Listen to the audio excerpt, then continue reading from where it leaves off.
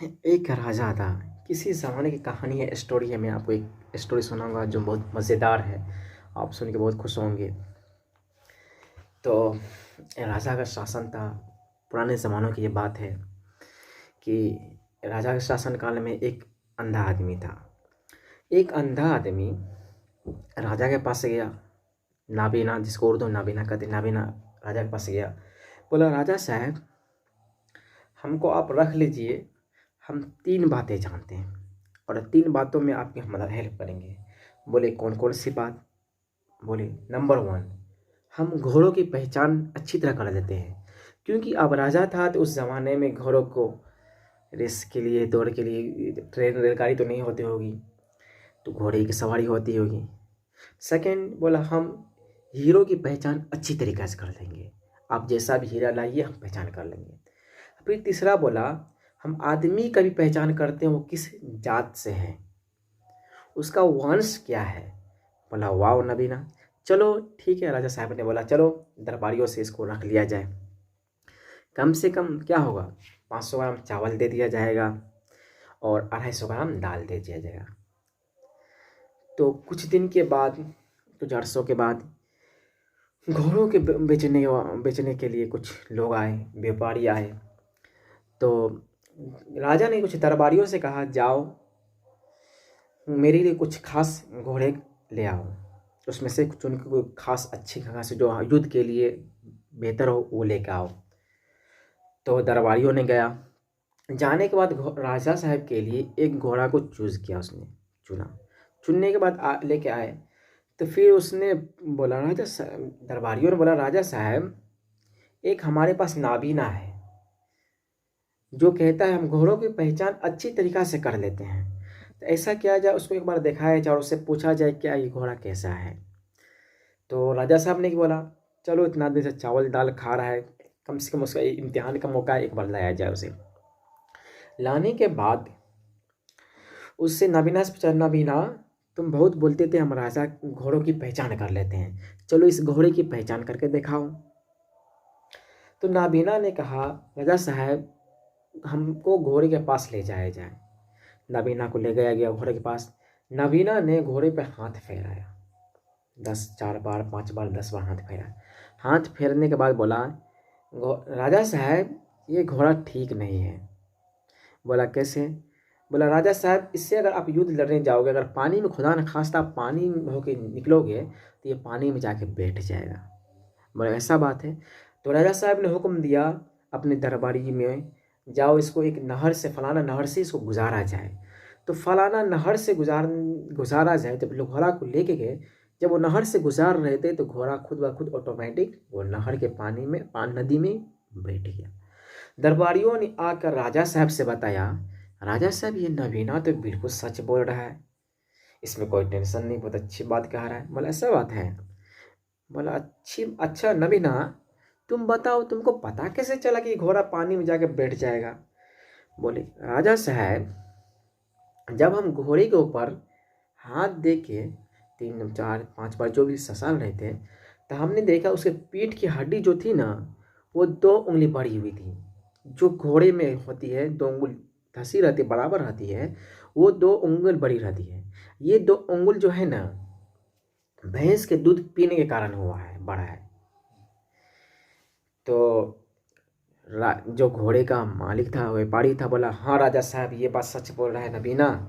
बचपन में इसकी माँ इंतकाल कर गई थी, वफ़ात हो गई थी, मर गई थी, जिसके कारण हम इसको भैंस का दूध पिला के बड़ा किए। चलो, वाह नबीना, तुम्हारा बात सच्चा हुआ। ऐसा किया जाए, आज से इसको 1 किलो चावल और आधा किलो दाल दे दिया जाए। चलो ठीक है, इनाम के तौर पर। फिर कुछ अरसों के बाद महल में हीरा जवाहरात लेके व्यापारी आए। तो बोले, राजा साहब, ये हीरा जवाहरात हम बेचने के लिए आए हैं, व्यापारी हैं। तो राजा साहब ने बोला, राजा दरबारियों में कुछ लोग बोले कि राजा साहब, एक आदमी है, नाबीना है, जो कहता है हम हीरो की पहचान अच्छी तरीक़ा से कर लेते हैं, क्यों ना उसको एक बार दिखा दिया जाए। पर राजा साहब बोला, हाँ लाओ लाओ, मुफ्त का चावल दाल खा रहा है, कम से कम वो तो हीरा की भी पहचान तो देख बताए कि हीरा असली है नकली है। नबीना को दरबार में लाया गया। दरबार में लाने के बाद नबीना से पूछा गया कि नबीना, तुम कहते थे हम हीरो की पहचान कर लेते हैं, चलो तुम बताओ ये हीरा असली है या नकली है। बोले ठीक है। तो नबीना ने कहा हुजूर हमको हीरा दिया जाए। हीरा देने के बाद नबीना ने क्या किया, अपने मुंह में 10 मिनट तक उसको घुमाया। 10 मिनट तक घुमाने के बाद जब वो मुंह से निकाले तो बोला हुजूर ये हीरा असली नहीं है, नकली है। व्यापारी जो थे वो दंग हो गए, ये नबीना कैसे बता दिया।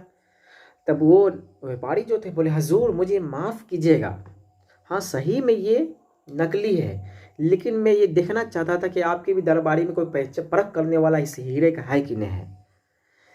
तो ये भी दूसरा सेकेंड बाद भी इसका सच निकला। तो राजा साहब ने बोले कि नबीना ये तुझे पता कैसे चला कि ये हीरा नकली है।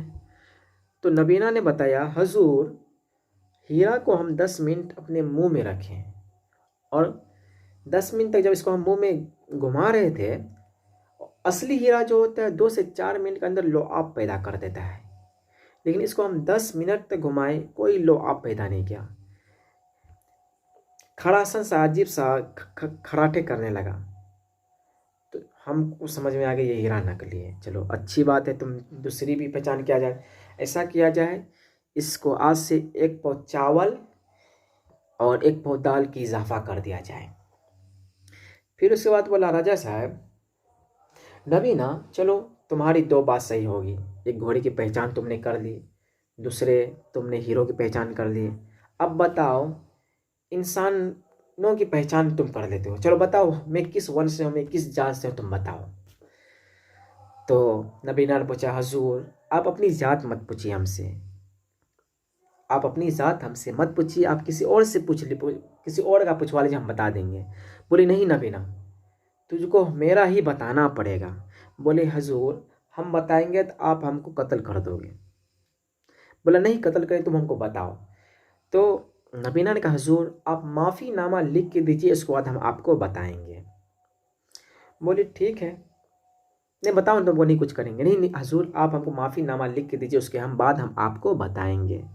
इतना बताने के बाद राजा साहब ने माफ़ीनामा लिख के दिया। उसके बाद बताया हुजूर आप जो है बनिया ख़ानदान से हैं। आप सोचिए बनिया ख़ानदान क्यों किया कहा जा रहा है, क्योंकि वो बनिया ख़ानदान से हैं। तो बोले बनिया ख़ानदान से हैं, तुम ये बात कैसे कह रहे हो मैं बनिया ख़ानदान से हूँ। हाँ हुजूर आप बनिया ख़ानदान से हैं। फिर उसके बाद वो अपने राजा साहब की माँ जिंदा थी, वो अपने माँ के पास की माँ एक नबीना आया हुआ है और वो कहता है कि मैं बनिया ख़ानदान से हूँ, क्या मैं राजवंश से नहीं हूँ। तो उसकी अम्मी जान ने बताया हाँ बेटा ये सच बात है, क्योंकि हमको कोई भी औलाद नहीं हुआ था, नहीं होने कारण कुछ जो मंत्रिमंडल कुछ लोग थे, जो 2-4 मंत्रिमंडल के लोग थे, उन्होंने सलाह दिया कि हमें कम से कम एक बच्चे को गोद ले लेना चाहिए। तो हमने पता किए और ये चुपचाप किसी को भी पता नहीं चला, वो 2-3-4 लोग जो थे उन्हीं को मालूम था, जो खूबसूरत हेल्दी बच्चा था वो ले आए और तुम बनिए कि यहाँ पैदा हुए तो तुमको वहाँ से ले आए। उसके बाद हम तुमको अपना औलाद बना लिए, बेटा बना लिया और तुमको सिंहासन बैठा दिए। लेकिन ये बात तो किसी को मालूम नहीं था। फिर वो नबीना को उससे मालूम चला। तो फिर राजा साहब आए बैठे गद्दी पर। फिर बोला नबीना एक बात मुझे बता, जो लोग को मालूम है वो लोग तो दुनिया में रहे नहीं, वो सब इंतकाल कर गए, तुझे कैसे मालूम चला कि मैं बनिए ख़ानदान से, क्या तुम वहाँ खड़े होकर देख रहा था क्या। तो बोले नहीं हुजूर हम वहाँ खड़े होकर नहीं देख रहे थे। सिंपल सा इसका जवाब है, अगर आप राजवंश से होते या अच्छे ख़ानदान से होते तो आप हमको, जिससे मेरा पहला बात सही निकला, असली घोड़ों की पहचान की, फिर सेकेंड में मैंने हीरो की पहचान की, तो आप हमको हीरे जवाहरात से नवाजते हैं, लेकिन आपने मुझे चावल दाल बढ़ाया। इससे साफ जाहिर होता है कि आप बनिया ख़ानदान से हैं। राजा सुन के बात चौंक गया कि वाह, ताज्जुब किया, चलो तुम तो इतना तो बता दिया। तो इससे हमें यही सीख मिलता है कि आप किसी भी इंसान को देखते हो, उसके देखने के बाद ही उससे पता चल जाता है वो किस स्वभाव का है, किस वंश से आता है। इसलिए हमें अपने आप को सुधारते रहना चाहिए, अपने आप को थोड़ा कुछ ना कुछ सीखने चाहिए। चलिए आज की कहानी यहीं तक रखते हैं, बाय।